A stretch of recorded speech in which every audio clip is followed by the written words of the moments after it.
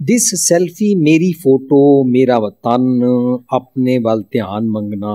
This feel goes to this extent कि मेरी ही photo और मेरी उस्तत या निंदा की बात हो, लेकिन उस्तत हो, मेरी प्रेज की जाए। क्रिटिक्स आलोचना मैं सुन नहीं सकता। वो इस गेम में फंसता है और निंदा उसको पसंद नहीं आती, और मेरी वाह वाह की जाए इसकी उसको भूख लगी रहती है, चाहे जितना मर्जी वो खाना खा ले, जितना मर्जी वो अमीर हो, और हर किस्म का वो हथकंडा अपनाता है मेरी वाह वाह हो, डड्डू की तरह। उसका निंदक स्वभाव बढ़ता जाता है और अपने आप को पॉपुलर कराने के लिए, मैंने एक बात सुनी कि एक बार जीसस क्राइस्ट की एक बड़ी प्राइम लोकेशन पे मूर्ति का एक बंदे ने नाक तोड़ दी, मूर्ति के ऊपर चढ़ के नाक तोड़ दी, और उसके बाद पूरी दुनिया में उसके बारे में खबर फैल गई। उसको पकड़ लिया गया, उससे पूछा तूने इसकी नाक तोड़ी क्यों है? बोलता है मशहूर होने के लिए। ये पॉपुलर इंसान है जिसकी ये मूर्ति है, पीपल कॉल हिम गॉड और सन ऑफ गॉड, और ये इतना मशहूर है कि मेरा नाम भी साथ में आएगा, इसने नाक तोड़ी थी। इस कदर ये सेल्फी की बीमारी यहां तक ले जाती है कि चाहे किसी का बिगाड़ के मेरा नाम होना चाहिए। किसी का नुकसान करके अपना नाम कमाना है, लोग अपना नुकसान करके भी करते हैं, वाह वाह किसी तरह भी लेनी हो। एक लेडी ने 10 लाख की मुंदरी ली, या 1 करोड़ की ली होगी, डायमंड की, मुझे प्राइस नहीं मालूम। उसकी मुंदरी को कोई सुने ही ना, कोई देखे ही ना, कोई प्रेज ही ना करे, कोई पूछे ही ना कब ली, कितने की ली। वो हार गई। आखिर वो अपने घर में बैठ गई और सारे घर को आग लगा दी। जब सारा घर जल गया, जर्नलिस्ट आए, टीवी वाले आए, अखबारों वाले आए, पुलिस वाले आए, क्या हुआ क्या हुआ है, आग कैसे लगी? कहती मालूम नहीं कैसे लगी, सब कुछ जल गया, बस ये मुंदरी बची है। ए मुंदरी बच्ची है बस, अपना नुकसान करा के भी।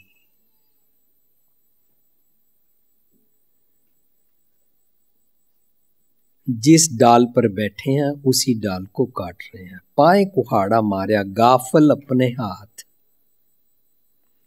अपने पांव पे कुल्हाड़ा मारते हैं। सिर्फ सेल्फी की गेम में, सेल्फी की गेम में स्पाउस के साथ जेल खाना बना के रखते हैं। सेल्फी की गेम में हमको कोई बधाई दे इसकी बड़ी भूख होती है, और स्पाउस की अटेंशन मांगते हैं, और अपने फ्रेंड्स से अटेंशन मांगते हैं। लोकां ਦੀਆਂ ਅੱਖਾਂ ਨਾਲ ਆਪਣੇ आप ਨੂੰ ਵੇਖਦੇ ਨੇ। सेल्फी की बीमारी में सपोज आपने फोटो खींची या किसी भी किस्म की, चाहे आपके पास सेल फोन है या नहीं है, सेल्फी की बीमारी वाला इंसान दिन में हर पल ये सोचता है दूसरे मुझे देख रहे हैं और मैं कैसा लग रहा हूं। This is called complex. जब दूसरों की आंखों से अपने आप को देखने की आदत पड़ जाए ना, तो दूसरों का दुख दर्द समझ नहीं आ सकता कभी, क्योंकि अपनी आंखें, अपनी इनसाइट और विजन रहा ही नहीं। पराई पीड़ नहीं समझ में आएगी। ऑलवेज कंसर्न मैनू दूजे किस तरह देखते ने, दूसरे मेरे बारे में क्या कहेंगे। सेल्फी की गेम, इसी से आज हम आजादी लेंगे। दूजे की कहेंगे, और दूसरों की आंखों से अपने आप को देखने वाला इनसाइट विजन गवा बैठता है और आंखों से ब्लाइंड हो जाता है। That person can not listen others problem, can not listen और कैन नॉट सी, दूसरों का दुख नहीं देख सकता। टेंडरनेस खत्म हो जाएगी, वार्मथ नहीं रहेगी, इमोशंस नहीं रहेंगे कि मेरे कारण इनका क्या नुकसान होता है, मेरे कारण इनको क्या दुख पहुंचता है, how they are being hurt due to my bad habits. और वो पराई पीड़ भूल जाता है, उसका अपना जीवन दिशाहीन होता है, इसलिए वो अपने अंदर का गांव बसा नहीं सकता।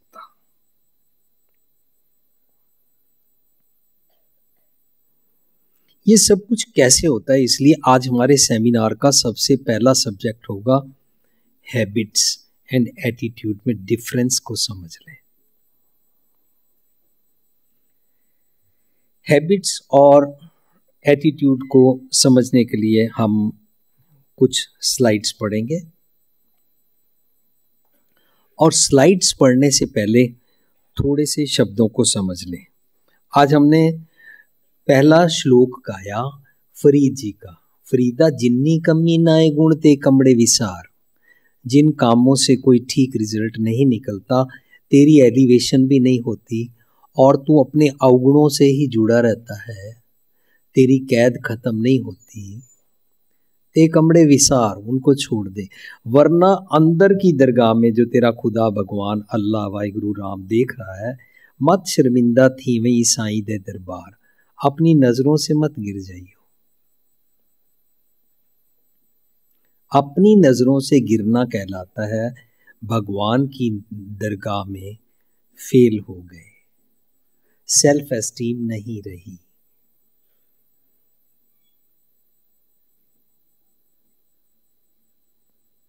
अपने बिलवड, अपने परमात्मा गॉड अल्लाह को याद नहीं रखा, उसको बोलते हैं न जाने क्यों जिस दिन तुम मुझे याद नहीं आते। अपने प्यारे को बोल रहे हैं, शायर बोलता न जाने क्यों जिस दिन तुम मुझे याद नहीं आते, अपनी नजरों से क्यों गिर जाता हूं। इसका मतलब हम गॉडली क्वालिटीज को, गॉड को याद नहीं रखते हैं, तो हम अपनी सेल्फी की, कुएं की मेंढक की गेम में फंस जाते हैं।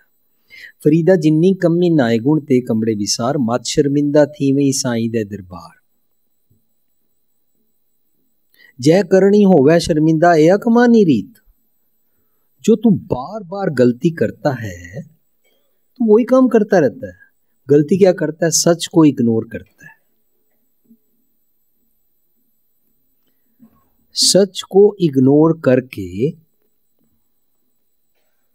शर्मिंदा होना पड़ता है। इसका मतलब जो हम गलत काम करते हैं उससे शर्मिंदगी की बात नहीं चल रही है। जब हम सच को इग्नोर करते हैं, ये अपने आप में शर्मिंदगी है, क्योंकि इसके बाद ही सारा गलत काम शुरू होगा। जय करनी होवे शर्मिंदा, उसको बोलते हैं मान जाने सब बात। कबीर मान जाने सब बात, जानत ही अवगुण करे। अवगुण क्या है? सच को सुनना नहीं चाहता। अब गलत डीड्स होंगी। गलत डीड्स अवगुण नहीं है। विजडम को, सच को इग्नोर करना ही असली सिन है। The biggest sin is ignorance. तो हमने फरीद जी का ये श्लोक पढ़ा और मुझे अचानक सामने ये श्लोक आया कबीर जी का। कबीर हाज काबे होए गया। हाज काबे का मतलब सिर्फ मुसलमानों के लिए नहीं बोल रहे हैं। कबीर जी की वोकैबुलरी में से यूनिवर्सल मैसेज ये समझ आता है, हम सब लोग धार्मिक स्थान पर जाते हैं बार बार। कबीर हाज काबे होए गया। कितनी बार कबीर? कितनी बार ही तो गया हूं मैं। हम कितनी बार जाते हैं? रोज जाते हैं, दिन में 2-2 बारी भी जाते हैं। कितने सालों से जा रहे हैं। कबीर हज काबे होए गया केती बार। कबीर साईं मुझ में क्या खता, मेरे अंदर पता नहीं क्या खता है, क्या गलती है कि मैं अपने फ्लॉज, अपने अवगुण को देख नहीं पाता। अगर आप ऐसे सोचें कि खाना खाए तो भूख मिट जाती है ना, अगर कमाइयां करने जाए और कमाई मिल जाए तो हमारी नीड्स पूरी हो जाती है ना। लेकिन मैं धार्मिक स्थान पर इसलिए गया था कि मुझे मेरे भगवान जी से मिलाप हो जाए। भगवान जी से मिलाप मीन्स अपने आप से हो जाए। जिसका अपने आप से मिलाप हो जाता है उसको वर्च्यूस मीन्स अच्छे गुणों से आदतें पड़ जाती हैं और अवगुणों से मुक्ति मिल जाती है। उसको जमों से मुक्ति, साल्वेशन बाय लिविंग बोलते हैं। अपने आप से मिलन होने वाले इंसान को अवगुणों से छुट्टी मिल जाती है। साईं, मुझ में क्या खता, मेरे अंदर पता नहीं क्या गलती है कि मैं अपने अवगुण देख नहीं पाता। धार्मिक स्थान पर जाकर भी मैं दूसरों की गलतियां ढूंढता हूं और गलतियां निकालता हूं। निकाल के मुझे मजा आता है। कबीर जी बोलते हैं, अवरन हस्त आप हैं काणे,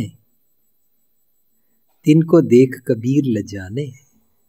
लज्जा आती है ऐसे ख्यालों से जिनसे कि मैं दूसरों के अवगुण देखता हूं। मैं काणा हूं। इस आंख से मुझे अपने अंदर देखना था और इस आंख से मैं लोगों को देखता हूं।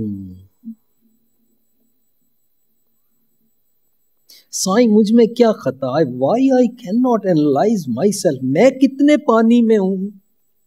साईं, मुझ में क्या खता, मुखों ना बोले पीर। मुखों ना बोले पीर का मतलब होता है मेरे अंदर से जो सच की आवाज आती है वो नहीं सुन पा रहा मैं। दूसरा श्लोक कबीर जी बोलते हैं, कबीर हज काबे हो जाए था, आगे मिलिया खुदाए। मैं तीर्थ स्थान पर जा रहा था, पिलग्रिमेज पे जाता हूं और मैं जा रहा था, आगे खुदा जी मिल गए मेरे को। वहां पहुंचने से पहले कबीर हज काबे जाए था, आगे मिलिया खुदाए। साईं, मुझसे लड़ पड़या, खुदा मुझसे लड़ा। तुझ किन फुरमाई गाय। गाय का मतलब होता है ये मरी हुई गाय की अकल तेरे को किसने दे दी। जिसकी मत मर जाती है ना, मानो उसकी मत रूपी गाय मर गई है। इसलिए नामदेव जी का एक शब्द है, मुई गऊ देव जीवाए। जिसकी गाय मर जाए ना उसको अक्ल टिकाने नहीं रहती है। तुझ किन फुरमाई गाय, ये तेरे को मरी हुई गाय की अकल किसने दे दी कि मैं एक जगह रहता हूं। मैं तो सब जगह रहता हूं। और जिस इंसान को सब जगह गॉड, खुदा, अल्लाह, वाहिगुरु, ओमनी प्रेजेंट, हाजिर नाजर समझ में आ जाए, बलिहारी कुदरत वसिया, वो कहीं पर भी कोई अवगुण नहीं कर सकता है, क्योंकि वो ये नहीं सोच सकता कि यहां पर कोई नहीं देख रहा। उसके अंदर बैठा खुदा देख रहा है। Can not hide from